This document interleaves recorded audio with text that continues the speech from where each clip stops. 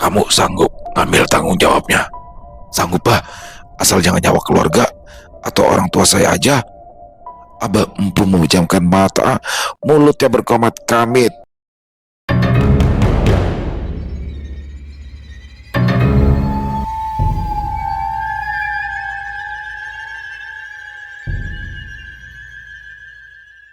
Assalamualaikum warahmatullahi wabarakatuh. Halo semuanya teman-teman, selamat siang, selamat datang kembali di channel kesayangan kita, channel Ilo Entry, dan masih bersama saya Ilo. Dimanapun teman-teman berada, semoga teman-teman selalu dalam keadaan sehat walafiat tanpa kekurangan satu apapun dari murahkan rezekinya. Amin, amin ya robbal alamin. Dan pada kesempatan yang baik ini saya akan membawakan satu kisah dari Acha Septiana. Waduh, ini kisahnya keren banget teman-teman. Tentang seorang anak petani yang menikahi seorang gadis pacarnya yang sudah lama mereka pacaran dan akhirnya ingin menikah, tapi mendapat tentangan keras dari kedua orang tua calon istrinya itu. Jadi Satria dan juga Rahma.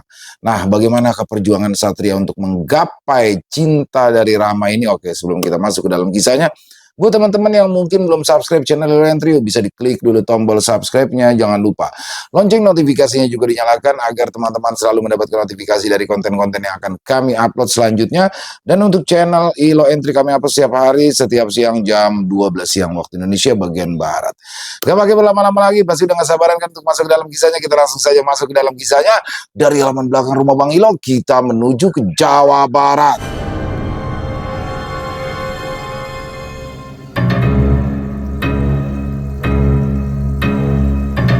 Pesugihan seorang petani di Subang, Jawa Barat.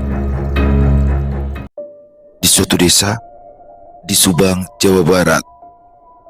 Punya apa kamu? Hah? Mau nikahin anak saya? Tanya Pak Romi, ayah dari Rahma. Saya tidak punya apa-apa, Pak. Tapi insya Allah saya akan membahagiakan anak Bapak seumur hidup saya.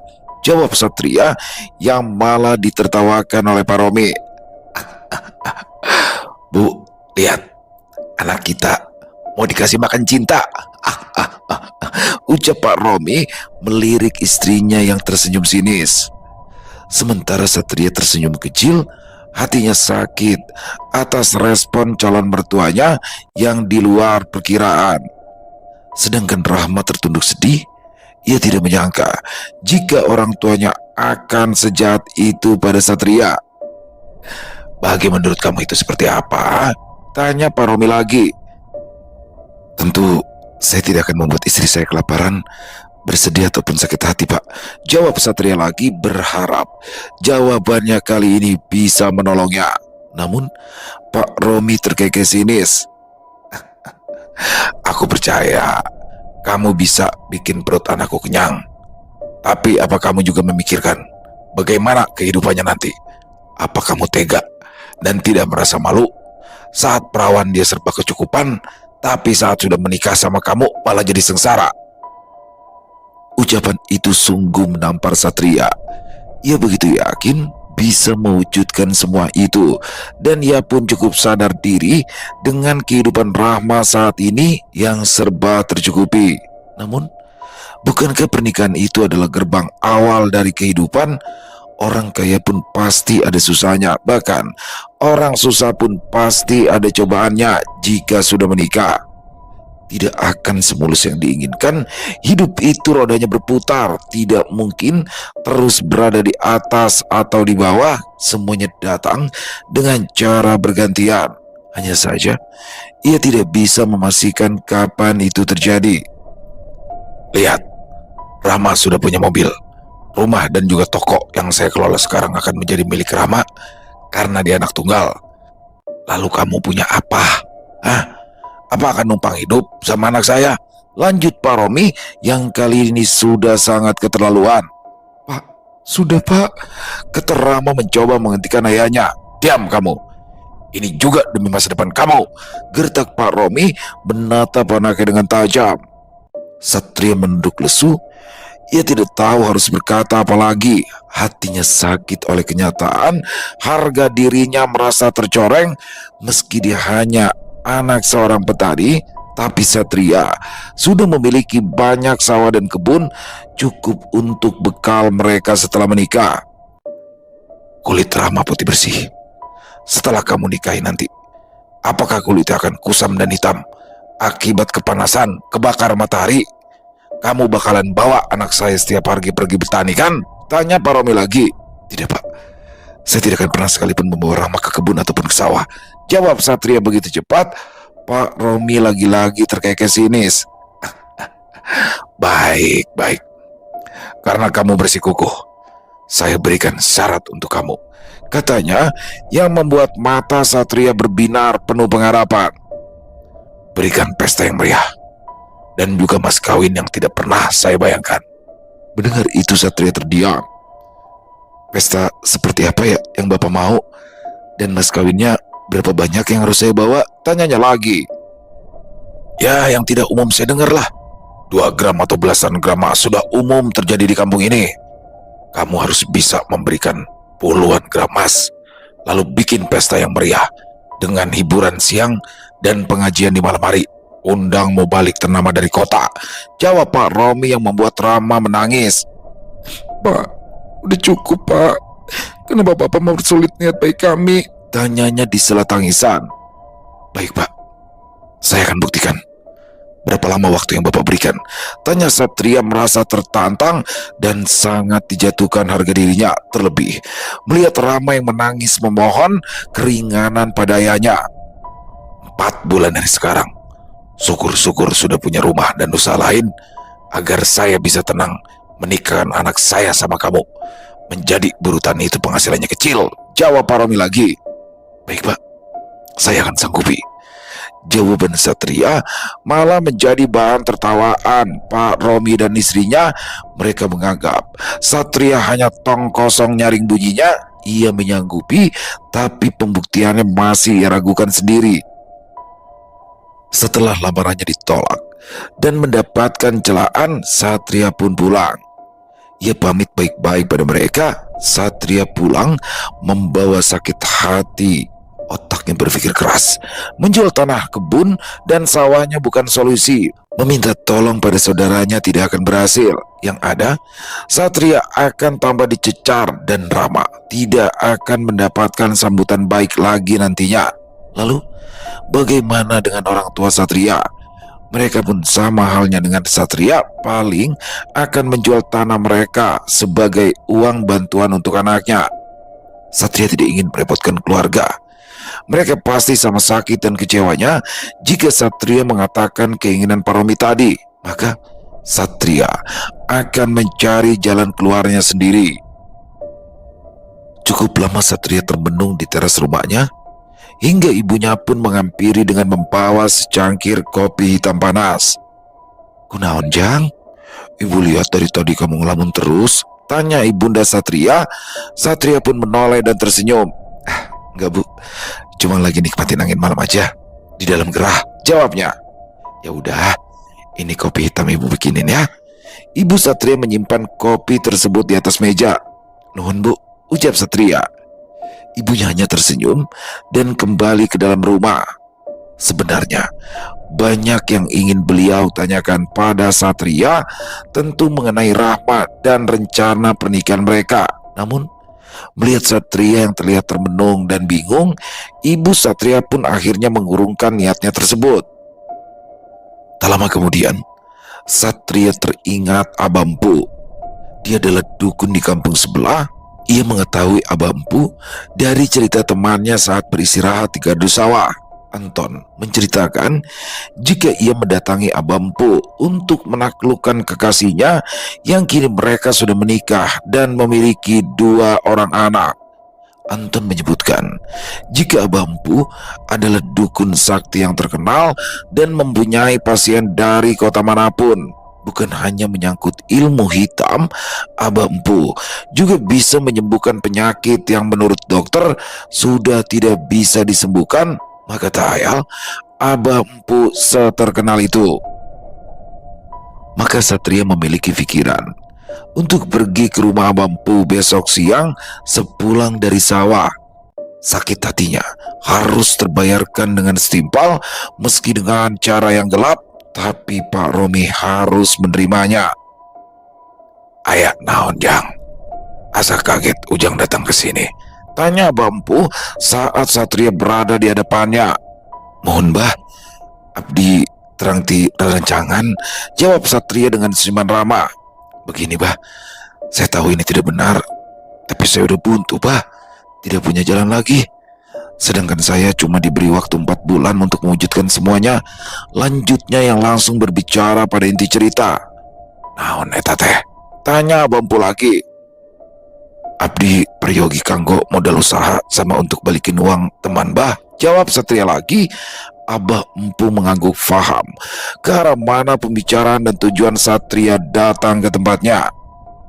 Punya apa kamu sebagai mahar? Tanya Abah Empu kemudian setelah cukup lama termenung. Diri saya aja bah, saya tidak punya apa-apa lagi. Kembali Abah Empu mengangguk saat mendengar jawaban Satria. Kamu sanggup ngambil tanggung jawabnya? Sanggup bah, asal jangan nyawa keluarga atau orang tua saya aja. Abah Empu memejamkan mata, mulutnya berkomat kamit, membuat kumis putih yang menghiasi bibirnya ikut bergerak. Ayo, kesini. Ada yang butuh bantuan, ucap Abah Empu entah pada siapa karena di ruangan itu hanya ada dirinya dan Satria saja. Namun tiba-tiba angin dingin berembus. Bau melati tercium menyerbak memenuhi ruangan. Satria yang sejak tadi terdiam pun mulai merinding, takut jika apa yang Abah Empu undang adalah sosok menyeramkan. Saat mata Abah Empu terbuka, muncullah sosok wanita cantik berambut panjang mengenakan setelan kebaya hijau. Rambutnya yang tergerai bergerak tersapu oleh angin. Satria yang melihatnya tidak bisa berkedip melihat kecantikan wanita tersebut. Aya naon bah? Tanya wanita tersebut. Langkahnya seperti ringan, seakan tidak menapaki tanah, namun masih dengan keanggunan di setiap langkahnya. Senyuman tidak pernah pudar dari bibir merahnya. Mata lentiknya melirik pada Satria yang terus menatap. Senyuman kecil ia berikan dengan santun, lalu duduk di samping Abah Empu menghadap Satria. Ada orang yang butuh bantuanmu, jawab Abah Empu. Wanita tersebut pun menatap Satria kali ini seakan matanya menelisik dan mencari tahu apa maksud kedatangan Satria. Ayu bisa membantu, tapi dia harus menikahi Ayu. Dan setiap malam Jumat dia harus datang untuk mengikuti kewajiban, kata wanita tersebut yang ternyata bernama Ayu. Bagaimana Jang? Sanggup?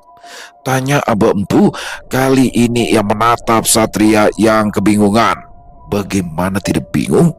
Dia harus menikahi wanita yang baru saja ia temui. Bahkan kenyataannya Satria akan menikahi Rama nantinya. Bagaimana mungkin Satria menikah 2 kali dan mempunyai istri 2? Pastinya Rama tidak akan mau dimadu. Bahkan Pak Romi semakin tidak setuju atas pernikahan mereka.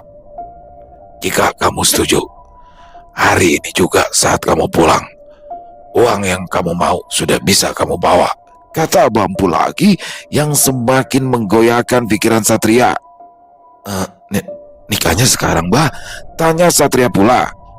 Ya, tapi saya tidak bisa bawa apa-apa sebagai mahar bah.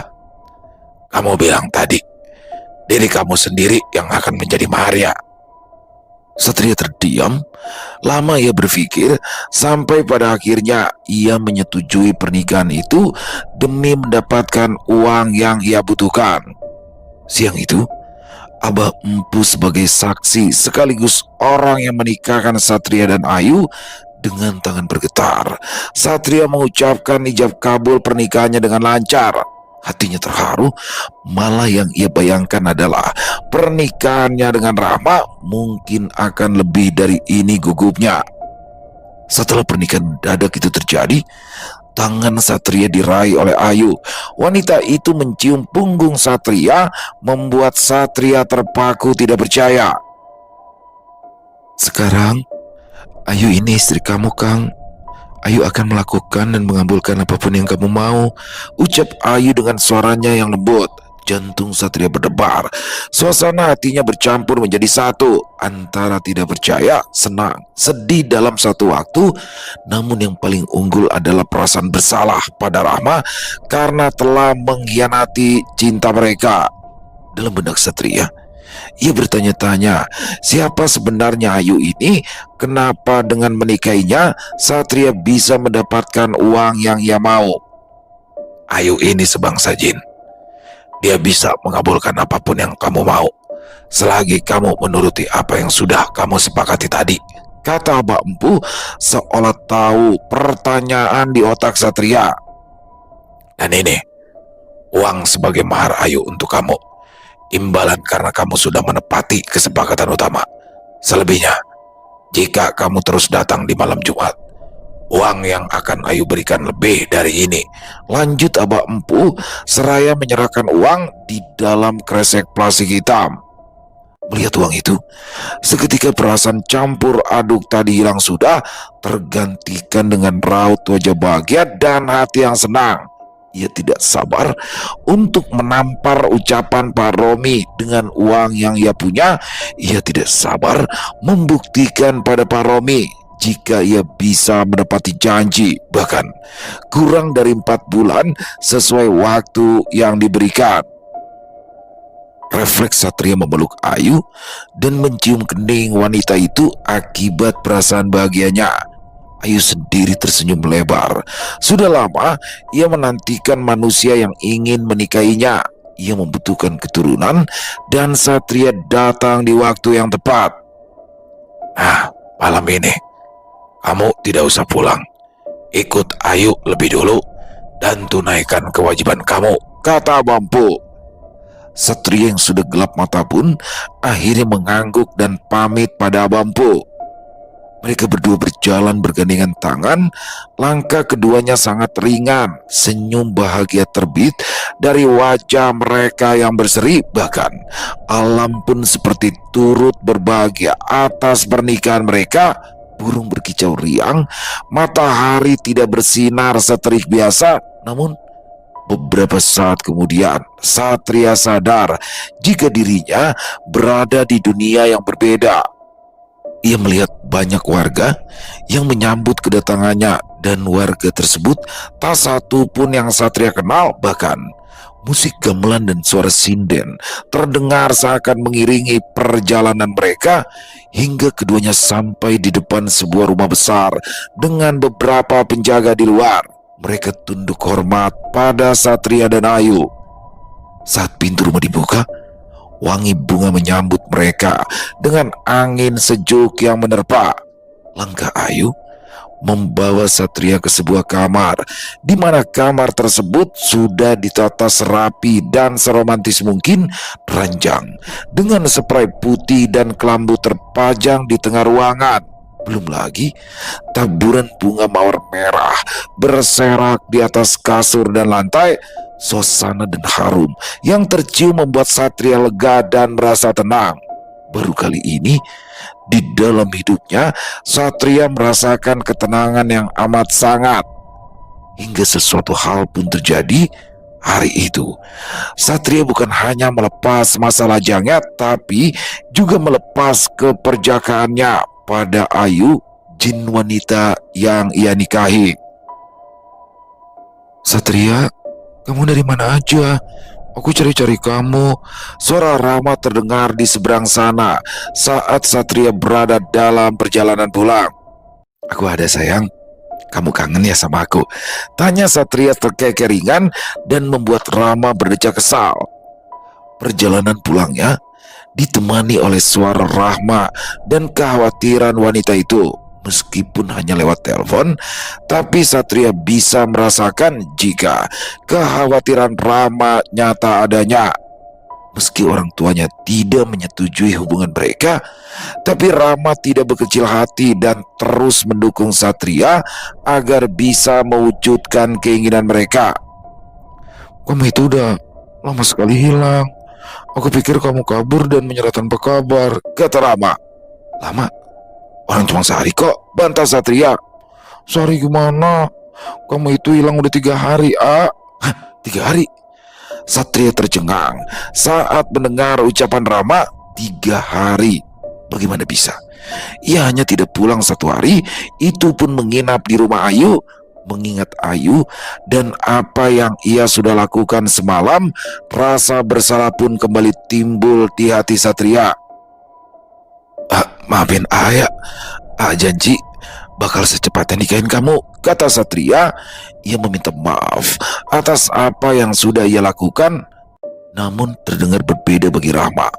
Wanita itu mengira jika Satria meminta maaf karena sudah hilang tanpa kabar. Iya, aku selalu doain, maafin orang tuaku ya. Sambungan telepon pun berakhir. Setelah mengobrol panjang dan banyak untuk melepas rindu, kini Satria tiba di rumahnya. Ia disambut oleh keluarganya. Kamu teh kemana aja? Bikin khawatir ibu sama bapak, tanya ibunda Satria. Ya, coba kalau nggak ada yang datang kemarin, kita udah laporin kamu ke polisi kali. Kakak Satria ikut menimpali. Ada yang datang? Siapa? Tanya Satria. Katanya teman kamu, namanya Rusdi. Tubuhnya tinggi besar. Serem banget. Untung ganteng. Jawab kakak Satria lagi seraya terkekeh. Iya Jang, Rusdi datang bawa makanan dan bekal buat keluarga. Tapi tetap aja ibu khawatir. Meski Rudi bilang kamu baik-baik aja, kata ibunda Satria lagi. Sementara mereka berbincang, otak Satria berpikir keras. Siapa kiranya Rusdi ini? Apakah dia orang suruhan Ayu? Namun pikiran itu hilang tergantikan dengan kabar gembira pada keluarganya jika dia akan segera menikahi Rama. Tentu saja kabar tersebut disambut baik dan senang oleh mereka. Masing-masing dari mereka mendoakan Satria dan Rahma agar menjadi pasangan kekal dan keluarga yang bahagia. Mungkin jika keluarga Rahma sama seperti keluarganya, Satria akan merasa sangat bahagia dan ia tidak akan melakukan hal-hal aneh semalam. Pernikahannya dengan Ayu pun tidak akan terjadi jika orang tua Rahma bisa menerimanya apa adanya. Setelah berita tersebut, Satria akhirnya mengajak ayahnya untuk survei tempat. Dia mengatakan jika akan membuka usaha menggunakan tabungan yang ia punya. Bukan hanya tempat untuk usaha, Satria juga membeli rumah beberapa hari setelahnya. Ia mensurvei rumah besar itu tentu bersama Rama dengan cara sembunyi-sembunyi dari orang tua Rama, diakibatkan mereka yang dilarang bertemu. Tidak ada yang curiga atas keuangan Satria. Mereka hanya percaya jika Satria mempunyai tabungan sebanyak itu. Bahkan Satria pun membeli emas 30 gram untuk Rama. Belum lagi uang untuk pesta sudah ia sisihkan. Saat ini keuangan Satria aman terkendali. Namun setelah pernikahan itu terwujud, kini bukan lagi Pak Romi yang menjadi masalah, melainkan pernikahannya dengan Ayu.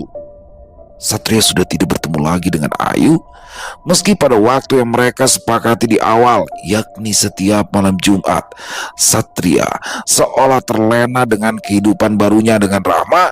Dia membelikan Rahma apapun yang wanita itu inginkan. Ia perhatian dan sangat menyayangi Rahma. Terlebih, kini mereka sudah sah menjadi sepasang suami istri. Ditambah usaha warung bakso yang Satria kelola pun lancar dan laris setiap harinya. Satria sudah memperkerjakan karyawan di warungnya, sementara ia sibuk di sawah dan di kebun. Aku pikir kamu gak bakalan lagi nginjekin kaki ke sawah, ucap Anton saat mereka bertemu di gardu. Mana ada, sawah dan kebun kan sumber penghasilan utamaku. Jangan gila jawab Satria terkekeh. Ya secara kan kamu udah jadi bos bakso. Bahkan aku lihat kamu beli rumah dan mobil untuk istri kamu. Seorang bos mah harusnya memperkerjakan anak buah aja. Lanjutnya membuat Satria makin terkekeh. Dah makan aja, Rama bawain bekal aku banyak nih, ajak Satria. Siang itu mereka berdua makan bekal yang dibawakan Rahma. 1 rantang cumi asam manis, 1 bakul nasi putih, dan beberapa lauk serta sayuran lainnya. Melihat makanan tersebut, Anton berseru girang. Makan mewah, serunya lagi-lagi membuat Satria tertawa. Di sisi lain, Ayu mencari tahu tentang Satria melalui bawahannya. Dia menggerakkan seluruh pengawal jin yang ia punya untuk mencari Satria. Karena semenjak pernikahan mereka belum pernah lagi bertemu. Satria seakan mengingkari kesepakatan yang sudah mereka buat. Bahkan pria itu tidak tahu jika kini Ayu sedang mengandung anaknya. Perbedaan waktu antara alam manusia dan alam jin memang jauh berbeda. Ayu memaklumi jika Satria sibuk dengan dunia bisnisnya. Namun, saat mengetahui jika Satria malah menikahi wanita lain dan mengingkari kesepakatan mereka, dendam muncul di hati Ayu. Aku tidak akan membenci anak yang sedang aku kandung, meski ini adalah darah daging dari manusia mengkhianatiku. Tapi aku tidak akan pernah mengampuni siapapun yang coba mempermainkanku, ucap Ayu seraya mengelus perutnya yang sudah membesar. Jika ini cara mainmu, aku akan bermain lebih baik dari caramu bermain, Satria, lanjutnya lagi. Tiba-tiba saja, suasana di rumah itu menjadi mencekam dan dingin. Aura kemarahan sangat kental terasa di sana. Ayu sebisa mungkin menenangkan diri. Pikirannya fokus berpusat pada tubuh Satria yang menjadi mahar untuknya. Hingga ia menemukan sebuah titik di mana senyumannya terbit akan puas. Di rumah Satria dan Rama, mereka kedatangan orang tua Rama. Mereka datang membawa beberapa oleh-oleh. Meski pernikahan mereka sudah mendapatkan restu, tapi masih saja ada hal yang dipermasalahkan oleh orang tua Rama, dan kali ini soal kehamilan. Sudah 1 tahun nikah, masih belum hamil juga. Gimana sih? Tanya ibunya Rama. Suasana penyambutan yang tadinya hangat berubah menjadi senyap.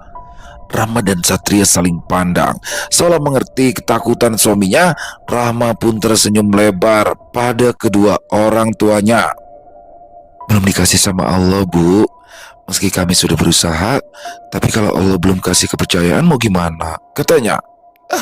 Gak ada tuh dari keturunan kita yang susah punya anak, ujar Bu Rama. Satria, Bapak lihat bisnis warung bakso kamu berjalan baik. Sawah dan kebun pun memiliki hasil panen yang mumpuni. Uangmu pasti banyak kan? Cobalah besok-besok pergi ke dokter. Coba cek apakah kamu subur atau tidak, kata Pak Romi menimpali istrinya. Bapak, tegur Rama. Ia merasa sudah sangat keterlaluan akan sikap orang tuanya yang selalu ikut campur dan selalu mengorek-orek masalah. Iya Pak, nanti Satria akan cek ke dokter, jawab Satria. Dia sudah tidak mau memperkeruh suasana, mengiyakan adalah jalan terbaik. Pak Romi dan istrinya akhirnya menginap di sana. Dengan gayanya yang sombong dan angkuh, mereka selalu mengecek keadaan rumah, kebersihan, dan masakan yang dibuat oleh pembantu. Mereka tersenyum sinis saat mengetahui jika Satria menepati janjinya dalam membahagiakan dan mencukupi anaknya. Terbukti, jika setiap harinya Rahma akan berdiam diri di rumah tanpa mengerjakan apapun karena Satria merekrut 2 orang pembantu untuk mengurus rumah dan istrinya. Meski sesekali Rahma pun ikut turun ke dapur untuk menyiapkan masakan. Keesokan harinya, pagi-pagi, Rama dan Satria sudah siap berangkat ke rumah sakit untuk memeriksakan kesuburan mereka pada dokter kandungan. Di saat mereka akan berangkat, tiba-tiba Pak Romi dan istrinya mengikuti mereka dari belakang, tanda jika mereka akan turut serta ke rumah sakit.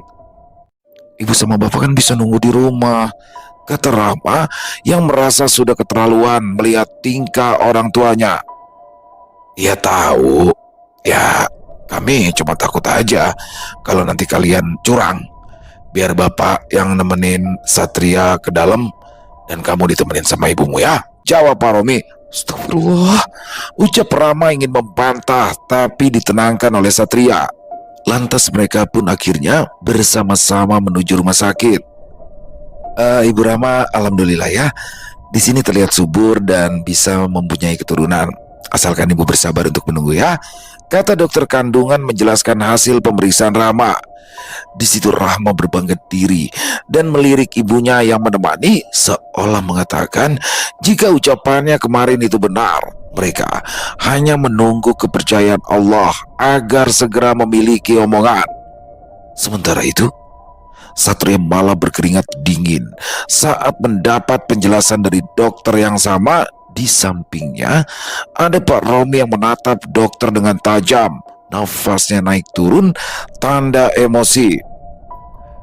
Maaf Pak, Bapak Satria saya nyatakan mengalami kemandulan, ucap dokter kandungan tersebut dengan ekspresi yang murung, ikut bersedih atas apa yang terjadi pada pasiennya. Bagaimana cara menanganinya dok? Apakah saya bisa subur dan punya anak? Tanya Satria. Gimana bisa subur? Ya pria mandul itu sama aja dengan cacat dari lahir, gertak Pak Romi sudah tak lagi bisa menahan kekesalannya. Suasana di ruangan itu mendadak menjadi canggung. Pak Romi memaki Satria dengan ucapan kasar yang tidak seharusnya diucapkan di depan orang lain. Sementara Satria hanya bisa menunduk dengan perasaan marah dan sedih dalam hatinya. Dokter kandungan sendiri mencoba menenangkan dengan melakukan terapi, namun Pak Romi sepertinya memang tidak pernah suka pada Satria, hingga kalimat yang selama ini Satria takutkan pun keluar dari bibir pria tua itu. Ceraikan anak saya sekarang juga, serunya. Astagfirullah, istighfar Pak, kita ikhtiar sebisa mungkin ya, kata dokter tersebut mencoba menenangkan dan mengendalikan kembali suasana. Tidak bisa. Memang dari awal si Satria ini banyak minusnya. Kamu itu tidak baik untuk anak saya, kata Pak Romi lagi, lalu pergi keluar ruangan dokter. Maafkan mertua saya dok, ucap Satria menatap dokter kandungan dengan tatapan getir. Tidak apa-apa Pak, saya maklum kok, yang sabar ya, jawab dokter itu lagi. Satria pun pamit. Ia keluar dari ruangan pemeriksaan dengan hati khawatir. Ia sudah bisa memprediksikan jika keadaan rumahnya tidak akan sedamai dulu, mungkin saja sepulang dari sini mereka akan bertengkar. Melihat ayahnya yang keluar dengan wajah muram, Rama yang tadinya senang pun mendadak khawatir, terlebih saat melihat suaminya tertunduk lesu. Ada apa Pak? Tanyanya. Ayo, ikut pulang sama ibu bapak. Suami kamu itu nggak guna, jawab Pak Romi seraya melangkah pergi. Ada apa? Tanya Rama pula pada Satria dengan mata yang berkaca-kaca. Maafin Neng, nggak bisa kasih kamu keturunan, jawab Satria. Astagfirullah, ucap Rama menangis sedih. Nggak apa-apa, kita kan bisa ikhtiar, lanjutnya lagi mencoba menenangkan suaminya. Namun Satria menggeleng pelan. Apa kamu minta supaya ceraikan kamu? Katanya. Ya Allah, seru Rama tidak kuasa lagi menahan tangisnya. Ia tak peduli menjadi pusat perhatian. Ia memeluk suaminya seraya menangis dan mengatakan jika ia tidak ingin bercerai. Kekhawatiran Satria benar terjadi. Saat mereka pulang, memang tidak ada obrolan atau pertengkaran apapun di dalam rumah. Malah, suasana rumah menjadi sunyi dan canggung. Ia tidak berusaha mencairkan suasana. Kali ini, ia mengakui jika dirinya tidak bisa meyakinkan mertuanya. Jangankan untuk meyakinkan mereka, Satria sendiri sedang mengalami masa terpuruk akan kenyataan yang sedang ia hadapi. Hari-hari yang ia lalui seolah tidak terjadi apa-apa. Namun puncaknya, saat ia pulang dari sawah, Satria dikejutkan dengan menghilangnya Rahma dari rumah. Kedua pembantu menyebutkan jika Rahma diseret paksa oleh orang tuanya untuk pulang. Mengetahui hal itu, Satria pun bergegas menyusul Rahma ke rumah orang tuanya. Namun nihil. Satria tidak menemukan mereka di sana. Bahkan di pagar rumah Pak Romi tertera spanduk jika rumah itu akan dijual. Hati Satria sangat hancur saat itu. Ia tak kuasa menahan emosi yang berkecamuk hingga ia mengamuk di depan rumah Pak Romi dan mengundang warga sekitar untuk menenangkannya. Beberapa bulan berlalu, setelah menghilang Rama, Satria tak lagi memiliki cahaya hidup. Ia tidak pernah keluar kamar, membuat keluarganya kini beralih mengurusnya. Mereka sangat menyayangkan sikap besan mereka saat ini. Lambat laun, Satria pun depresi. Ia frustasi dengan hidup yang ia jalani. Di sini, Ayu yang sudah lama terlupakan hadir di kamar Satria, mengusap kepala Satria penuh kasih dengan tangannya yang lentik dan lembut. "Maafkan aku, Ayu," ucap Satria menatap wajah cantik istri jinnya itu. Ayu tersenyum. "Tidak apa-apa, Satria. Aku tahu kamu akan kembali lagi padaku," jawabnya. Satria menangis, menyesali akan perlakuannya pada Ayu yang selama ini ia lupakan dan ia manfaatkan. "Sudah ya, jangan menangis. Tatap ke depan dan kembali bangkit.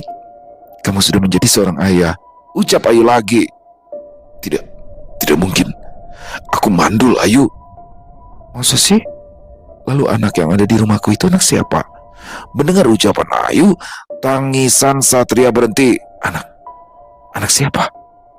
"Aku tidak melakukan itu lagi sama kamu," katanya. "Anakmu, Satria. Dia sudah besar."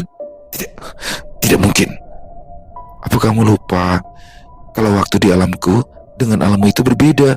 Satria terdiam. Jadi aku tidak mandul?" tanyanya. "Siapa yang bilang kamu mandul? Buktinya aku punya anak darimu sekarang," jawab Ayu. Di situ Satria merasa senang. Dia tersenyum lebar untuk beberapa saat, namun sedetik kemudian ia kembali murung. "Rama sudah pergi. Aku tidak tahu dia di mana. Tapi aku akan menunjukkan kalau aku tidak mandul," racaunya kemudian. Ayu sendiri tersenyum kecil, merasa puas saat melihat Satria tidak bisa mengendalikan dirinya. Dia melihat Satria mengamuk hingga orang tuanya masuk ke dalam kamar. "Bu, aku tidak mandul, Bu," serunya. "Iya, Jang," kata ibunya. "Aku punya anak dari Ayu. Ya kan, Ayu? Ayo bilang sama mereka kalau aku tidak mandul, kau punya anak dariku." Satria menatap Ayu yang berdiri dekat jendela. Ia memelas agar Ayu menjelaskan pada keluarganya jika ia tidak mandul. Namun orang tua dan saudaranya yang lain malah terlihat miris saat menatapnya. Mereka mengira Satria bicara sendiri dan mereka berpikir jika Satria berhalusinasi, tidak ada siapapun di antara mereka, terlebih nama Ayu. Siapa wanita itu?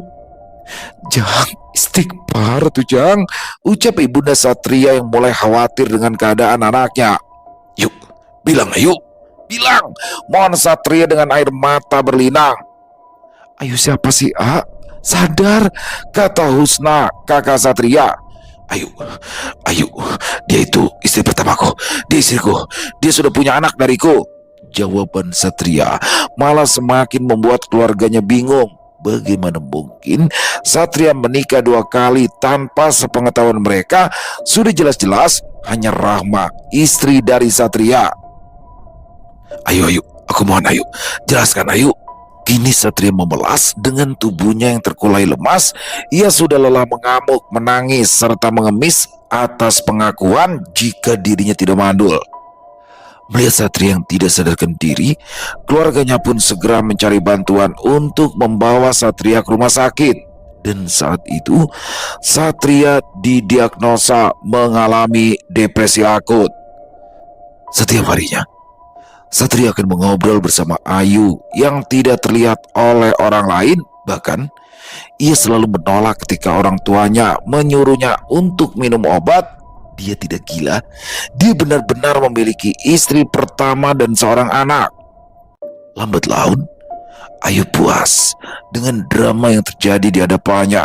Namun, Ayu pun merasakan kejengahan atas sikap Satria yang selalu mengungkit-ungkit nama Rama di hadapannya.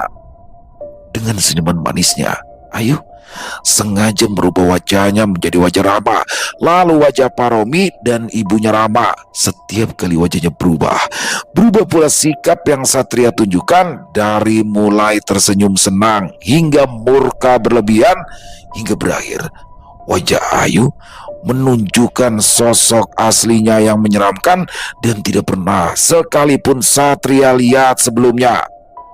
"Satria, lakukan kewajibanmu. Aku menunggumu," ucap Ayu merangkak naik pada tubuh Satria. "Pergi, pergi," seru Satria mencoba melepaskan diri, tapi tubuhnya seolah ditindih oleh sesuatu yang sangat berat. Kamu mengabaikan apa yang sudah kamu sepakati. Kamu mengingkari perjanjianmu dan kamu melupakan aku begitu saja," kata Ayu. Suaranya tak lagi selembut dulu, melainkan terdengar serak dan menyeramkan. "Sekarang aku rindu padamu. Lakukan kewajibanmu agar kita bisa memiliki anak kedua, Satria," lanjutnya. Tidak, pergi, ampun," seru Satria lagi. Mendengar kegaduhan itu, orang tua Satria masuk ke dalam kamar dan menjerit karena melihat Satria yang sedang berontak dalam pembaringannya. Semakin hari, Ayu semakin dalam mengganggu Satria. Ia tak pernah lelah membuat Satria ketakutan hingga suara pria itu menjadi serak, seakan suaranya habis. Bukan hanya gangguan dari Ayu, tapi Satria juga stres akibat diagnosa dokter dan pengakuan keluarganya jika ia depresi dan gila. Satria tidak pernah melakukan semua kegaduhan itu tanpa sebab. Jelas-jelas Ayu yang membuatnya semakin parah.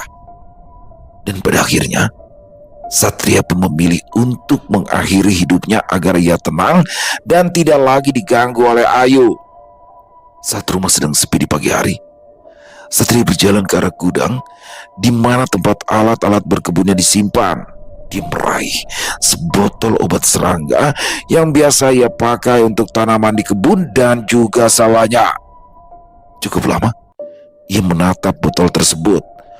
Wajahnya yang tirus dengan lingkar mata yang hitam terlihat sangat mengerikan.